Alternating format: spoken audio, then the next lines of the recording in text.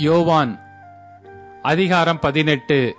இயேசு இவைகளை சொன்ன பின்பு தம்முடைய சீஷருடனே கூட கெதேரோன் என்னும் ஆற்றுக்கு அப்புறம் போனார். அங்கே ஒரு தோட்டம் இருந்தது. அதிலே அவரும் அவருடைய சீஷரும் பிரவேசித்தார்கள்.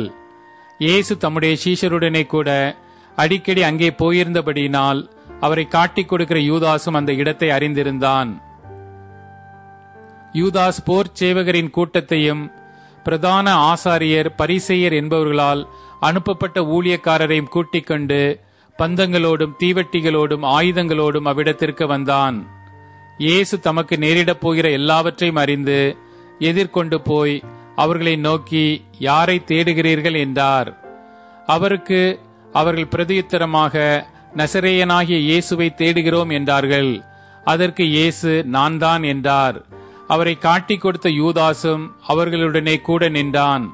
நான் தான் என்று அவர் அவர்களிடத்தில் சொன்னவுடனே அவர்கள் பின்னிட்டு தரையிலே விழுந்தார்கள். அவர் மறுபடியும் அவர்களை நோக்கி, யாரை தேடுகிறீர்கள் என்று கேட்டார். அவர்கள் நசரேயனாகிய இயேசுவை தேடுகிறோம் என்றார்கள். இயேசு பிரதியுத்தரமாக, நான் தான் என்று உங்களுக்கு சொன்னேனே. என்னை தேடுகிறதுண்டானால் இவர்களை போக விடுங்கள் என்றார். நீர் எனக்கு தந்தவர்களில் ஒருவனையும் நான் இழந்து போகவில்லை என்று அவர் சொல்லிய வசனம் நிறைவேறத்தக்கதாக இப்படி நடந்தது. அப்பொழுது சீமோன் பேதுரு தன்னிடத்தில் இருந்த பட்டயத்தை உருவி பிரதான ஆசாரியனுடைய வேலைக்காரனை வலது காதர வெட்டினான். அந்த வேலைக்காரனுக்கு மல்கூஸ் என்று பெயர். அப்பொழுது இயேசு பேதுருவை நோக்கி, உன் பட்டயத்தை உரையிலே போடு. பிதா எனக்கு கொடுத்த பாத்திரத்தில் நான் பானம் பண்ணாதிருப்பேனோ என்றார். அப்பொழுது போர் சேவகரும் 1000 போர் சேவகருக்கு தலைவனும் யூதருடைய ஊழியக்காரரும் இயேசுவை பிடித்து அவரை கட்டி முதலாவது அவரை அன்னா என்பவனிடத்திற்கு கொண்டு போனார்கள். அவன் அந்த வருஷத்து பிரதான ஆசாரியனாகிய காய்பாவுக்கு மாமனாயிருந்தான். ஜனங்களுக்காக ஒரே மனுஷன் சாகிறது நலமாயிருக்கும் என்று யூதருக்கு ஆலோசனை சொன்னவன் இந்த காய்பாவே. சீமோன் பேதுருவும் வேறொரு சீஷனும் இயேசுவுக்கு பின் சென்றார்கள். அந்த சீஷன் பிரதான ஆசாரியனுக்கு அறிமுகமானவனாயிருந்ததினால் இயேசுவுடனே கூட பிரதான ஆசாரியனுடைய அரமனைக்குள் பிரவேசித்தான். பேதுரு வாசல் அருகே வெளியே நின்றான். அப்பொழுது பிரதான ஆசாரியனுக்கு அறிமுகமானவனாயிருந்த மற்ற சீஷன் வெளியே வந்து வாசல் காக்கிறவர்களுடனே பேசி பேதுருவை உள்ளே அழைத்து கொண்டு போனான். அப்பொழுது வாசல் காக்கிற வேலைக்காரி பேதுருவை நோக்கி, நீயும் அந்த மனுஷனுடைய சீஷரில் ஒருவன் அல்லவா என்றால். அவன், நான் அல்ல என்றான். குளிர்காலமானபடியினாலே ஊழியக்காரரும் சேவகரும் கரி நெருப்புண்டாக்கி நின்று குளிர் காய்ந்து கொண்டிருந்தார்கள்.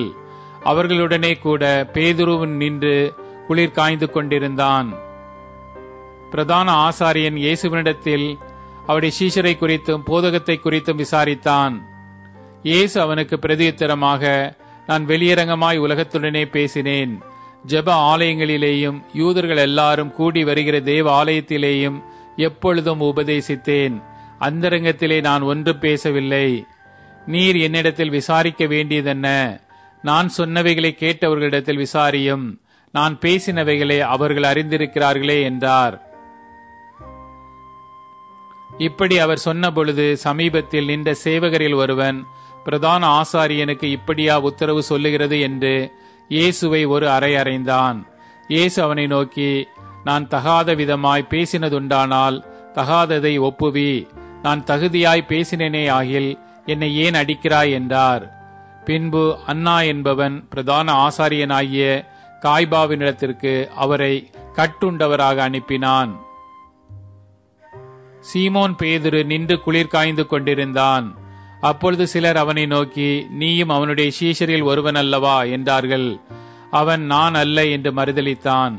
பிரதான ஆசாரியனுடைய வேலைக்காரரில் பேதுரு காதர வெட்டினவனுக்கு இனத்தானாகிய ஒருவன் அவனை நோக்கி, நான் உன்னை அவனுடனே கூட தோட்டத்திலே காணவில்லையா என்றான்.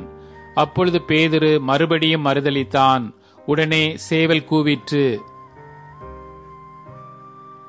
அவர்கள் காய்பாவினிடத்திலிருந்து இயேசுவை தேசாதிபதியின் அரமனைக்கு கொண்டு போனார்கள். அப்பொழுது விடியற் காலமாயிருந்தது. தீட்டுப்படாமல் பஸ்காவை புசிக்கத்தக்கதாக அவர்கள் தேசாதிபதியின் அரமனைக்குள் பிரவேசியாதிருந்தார்கள். ஆதலால் பிலாத்து அவர்களிடத்தில் வெளியே வந்து, இந்த மனுஷன் மேல் என்ன குற்றம் சாட்டுகிறீர்கள் என்றான். அவர்கள் அவனுக்கு பிரதியுத்தரமாக, இவன் குற்றவாளியாயிராவிட்டால் இவனை உம்மிடத்தில் ஒப்புக்கொடுக்க மாட்டோம் என்றார்கள். அப்பொழுது பிலாத்து அவர்களை நோக்கி, இவனை நீங்களே கொண்டு போய் உங்கள் நியாயப்பிரமாணத்தின்படி நியாயம் தீருங்கள் என்றான். அதற்கு யூதர்கள் ஒருவனையும் மரண ஆக்கினை செய்ய எங்களுக்கு அதிகாரம் இல்லை என்றார்கள். தாம் இன்ன விதமான மரணமாய் மரிக்கப் போகிறார் என்பதை குறித்து இயேசு குறிப்பாய் சொல்லியிருந்த வார்த்தை நிறைவேறத்தக்கதாக இப்படி சொன்னார்கள். அப்பொழுது பிலாத்து மறுபடியும் அரமனைக்குள் பிரவேசித்து இயேசுவை அழைத்து, நீ யூதருடைய ராஜாவா என்று கேட்டான். இயேசு அவனுக்கு பிரதியுத்தரமாக, நீரா இப்படி சொல்லுகிறீரோ, அல்லது மற்றவர்கள் என்னை குறித்து இப்படி உமக்கு சொன்னார்களோ என்றார். பிலாத்து பிரதியுத்தரமாக, நான் யூதனா? உன் ஜனங்களும் பிரதான ஆசாரியரும் உன்னை என்னிடத்தில் ஒப்புக் கொடுத்தார்கள். நீ என்ன செய்தாய் என்றான். இயேசு பிரதியுத்தரமாக, என் ராஜ்யம் இவ்வுலகத்துக்குரியதல்ல. என் ராஜ்யம் இவ்வுலகத்திற்குரியதானால் நான் யூதரிடத்தில் ஒப்புக் கொடுக்கப்படாதபடிக்கு என் ஊழியக்காரர் போராடியிருப்பார்களே. இப்படி இருக்க என் ராஜ்யம் இவ்விடத்திற்குரியதல்ல என்றார். அப்பொழுது பிலாத்து அவரை நோக்கி, அப்படியானால் நீ ராஜாவோ என்றான். இயேசு பிரதியுத்தரமாக, நீர் சொல்லுகிறபடி நான் ராஜாதான். சத்தியத்தை குறித்து சாட்சி கொடுக்க நான் பிறந்தேன். இதற்காகவே இந்த உலகத்தில் வந்தேன். சத்தியவான் எவனும் என் சத்தம் கேட்கிறான் என்றார். அதற்கு பிலாத்து, சத்தியமாவது என்ன என்றான். மறுபடியும் அவன் யூதர்களிடத்தில் வெளியே வந்து, நான் அவனிடத்தில் ஒரு குற்றமும் காணேன். பஸ்கா பண்டிகையில் நான் உங்களுக்கு ஒருவனை விடுதலை பண்ணுகிற வழக்கம் உண்டே. ஆகையால் யூதருடைய ராஜாவை நான் உங்களுக்காக விடுதலை பண்ண உங்களுக்கு மனதுண்டா என்றான். அப்பொழுது அவர்கள் எல்லாரும், இவனை அல்ல, பரபாசை விடுதலை பண்ண வேண்டும் என்று மறுபடியும் சத்தமிட்டார்கள். அந்த பரபாஸ் என்பவன் கள்ளனாயிருந்தான்.